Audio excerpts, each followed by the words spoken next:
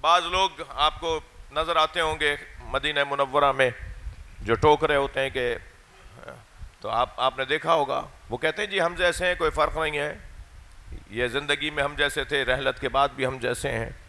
تو انہیں مجھے سمجھ میں نہیں آتا کہ دعویٰ بھی انہی کا ہے کہ قرآن کافی ہے.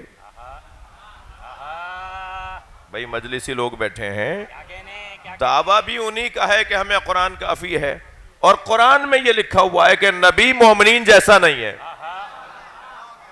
نبی تو اولا ہے مومنین سے، نبی اعلیٰ ہے مومنین سے.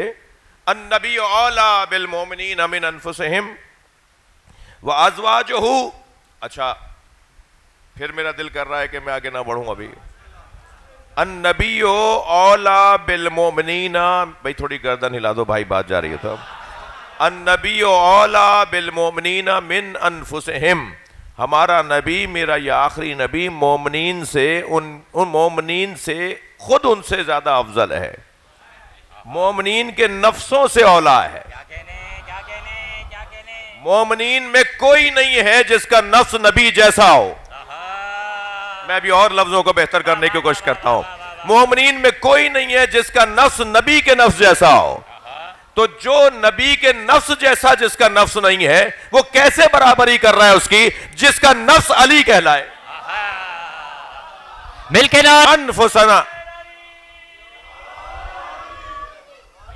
فمن حاجک فیہ من بعد ما جاءک من العلم فقل تعالوا ندعو ابناءنا وابناءکم وانفسنا وانفسکم. ہم اپنا نفس لاتے ہیں، تم اپنا نفس لاؤ. ہم اپنے جیسا لاتے ہیں، تم اپنے جیسا لاؤ. نبی کے جیسا اگر کوئی امت میں ہے تو وہ صرف مولا علی کی ذات. النبی اولا بالمومنین من انفسہم ازواجہ وازواجہ امہاتہم. اور نبی کی زوجائیں امت کی نہیں، نبی کی زوجائیں مومنین کی مائیں ہیں. نبی کی زوجائیں مومنین کی مائیں ہیں. ایک ماں کی مجلس ہے، اور ایک اعتبار سے قوم و ملت، ملک و وطن میں بسنے والوں کی ایک ماں کی مجلس ہے، کیونکہ اسکولز، تعلیمی اور تربیتی اداروں کا قائم کرنا، بچوں کی تعلیم اور تربیت کے لیے انتظام کرنا، تو وہ جو بھی انتظام کرے گا وہ در حقیقت ان بچوں پر ماں کی حیثیت رکھتا ہے. تو مرحومہ مغفورہ کا جو اس معاشرے کے لیے ایک منفرد کام رہا وہ تعلیم و تربیت کا انتظام ہے. تو ایک ماں کی مجلس ہے، اس لیے میں نے اس آیت کو لیا. وَأَزْوَاجُهُ أُمَّهَاتُهُمْ، اور نبی کی زوجائیں مومنین کی مائیں ہیں. اب یہ نبی کی زوجائیں مومنین کی مائیں ہیں، اس پر تھوڑا سا آپ کی توجہ چاہوں گا کہ ماں اور بیٹے میں پردہ نہیں ہوتا ہے کیا؟ ماں اور بیٹے میں کوئی پردہ نہیں ہوتا. اگر یہ مومنین کی مائیں ہیں تو کیا مطلب ہے؟ ان سے پردہ نہیں ہے، ان کا مومنین سے پردہ نہیں ہے. ایک جانب تو یہ سوال کہ یہ اگر ماں ہے تو کیا مومنین سے ان کا پردہ نہیں ہے؟ ماں سے تو اولاد کا پردہ نہیں ہوتا. بچے تو ماں سے جو ہے وہ بغیر حجاب کے، بغیر پردے کے مل سکتے ہیں. مائیں بھی بچوں کے سامنے کوئی حجاب کے ساتھ نہیں آتی. تو کیا ان کے ساتھ بھی حجاب کا مسئلہ ایسا ہی ہے جیسے ماں اور بیٹے میں ہوتا ہے؟ ایسی ہی ماں ہے. چلیں میں لفظوں کو اور بہتر کرتا ہوں کہ کیا اسی معنی میں ماں ہے یا یہ کس معنی میں ماں ہے؟ نبی کی زوجائیں امت کی مومنین کی مائیں ہیں، اس کا کیا مطلب ہے؟ جہاں ماں کا اولاد کے ساتھ پردہ نہ کرنا، بغیر حجاب کے اولاد کے ساتھ ملنا ماں کے لیے جائز ہے، ٹھیک ہے، تو نبی کے زوجاؤں کا امت کے سامنے آنا کیسا ہے؟ ادھر تو پردے کی میں بات کر رہا ہوں، یہ بہت بڑی بات ہے. قرآن تو دوسری آیت میں اسی سورے کی 33ویں آیت میں قرآن نے ارشاد فرمایا، عجیب آیت ہے، وَقَرْنَ فِي بُيُوتِكُنَّ، خبردار گھر سے باہر مت نکلنا. یہ نبی کے زوجاؤں سے متعلق گفتگو ہو رہی ہے. اچھا آیت اگر اور تھوڑی سی میں روشن کر دوں، یعنی آیت کو مکمل پڑھ لوں، تو آیت کہہ رہی ہے یا نساء النبی، اے نبی کے زوجاؤں. اچھا یہاں پھر آپ کی توجہ میرے ساتھ ہے. ترجمہ میں نے نہیں کیا کہ اے نبی کی عورتوں، نساء عورتیں. بعض لوگ کہتے ہیں نا نساء کا مطلب ترجمہ کریں گے کہ عورتیں.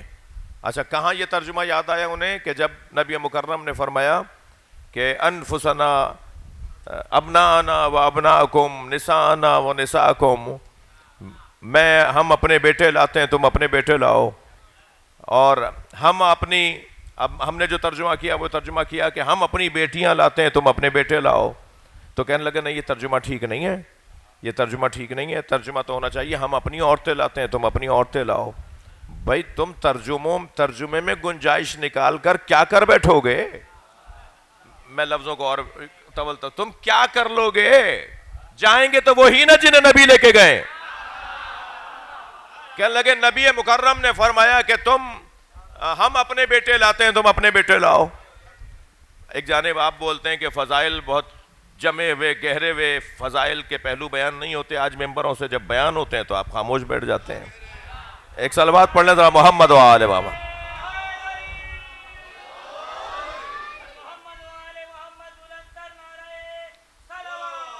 اللہم صلی علی محمد و آل محمد. کچھ زیادہ سنگین گفتگو تو مولانا آپ لوگ تو حیدر بھائی توجہ. مولانا کیا ترجمہ کرنا چاہ رہے ہیں؟ ترجمہ یہ کرنا چاہ رہے ہیں کہ نبی مکرم نے فرمایا یہ کہ ابناءنا و ابناکم، ہم اپنے بیٹے لاتے ہیں تم اپنے بیٹے لاؤ، نساءنا و نساءکم، ہم اپنی عورتیں لاتے ہیں تم اپنی عورتیں لاؤ. تو اگر یہ تم نے طے کر لیا کہ نساء کا مطلب نساء کے معنی عورتوں کے ہیں، تو پھر ہر جگہ یہی ترجمہ کرنا. یہ کیا بات ہوئی کہ اپنے مطلب کے اگر ترجمہ یہاں بن رہا ہے تو یہاں وہ کر لیا، کہیں اور کوئی اور ترجمہ کر لیا. اگر نساء کا ادھر ترجمہ آپ عورت کر رہے ہیں تو پھر اس آیت میں کیا کریں گے؟ یا نساء النبی کیوں ترجمہ کر رہے ہیں کہ اے نبی کی زوجاؤں؟ سب نے ترجمہ لکھا یا نساء النبی، اے نبی کی زوجاؤں. کریں نا ترجمہ اے نبی کی عورتوں. تو عورتوں میں تو زوجائیں بھی آ جاتی ہیں، بیٹیاں بھی آ جاتی ہیں، خالائیں بھی آ جاتی ہیں، مگر یہاں قرآن بیٹیوں کو خالاؤں کو کچھ نہیں کہہ رہا، قرآن صرف زوجاؤں کو کہہ رہا ہے. تو کیسے آپ نے یہاں ترجمہ کیا کہ اے نبی کی زوجاؤں یا نساء النبی، اے نبی کی زوجاؤں؟ کیوں ترجمہ کر رہے ہیں؟ کیوں؟ آپ نے جواب یہ دیا کیونکہ قرینہ موجود ہے. اگر قرینہ موجود ہو تو پھر ترجمہ قرینے کے مطابق کیا جاتا ہے. یہ ہو گیا نا فیصلہ. تو جب یہاں قرینہ موجود ہے کہ نبی کی زوجاؤں سے متعلق اللہ نے کہا ہے تو آپ نے ترجمہ نساء کا زوجہ کر دیا. تو وہاں بھی تو ابن کے ساتھ نساء کا لفظ آیا ہے، وہاں بھی تو قرینہ موجود ہے کہ ہم اپنے بیٹے لاتے ہیں تم اپنے بیٹے لاؤ. تو اب فوراً ترجمے میں بات آئے گی ہم اپنی بیٹیاں لاتے ہیں تم اپنی بیٹیاں لاؤ. صلوات پڑھے ذرا محمد و آل محمد. بڑی عنایت، آپ کی توجہات کا ممنون. جی تو جاتے ہیں نا سب. اب ایک اور میں اپنی بات کو مضبوط کرنے کے لیے، اگر ہمیشہ نساء کا ترجمہ عورتیں کرنا ہے تو قرآن کی ایک اور آیت بھی ہے، اور آیت یہ ہے کہ یذبحون ابناءکم ویستحیون نساءکم. وہ تمہارے بیٹوں کو ذبح کرتے ہیں اور بیٹیوں کو چھوڑ دیتے ہیں.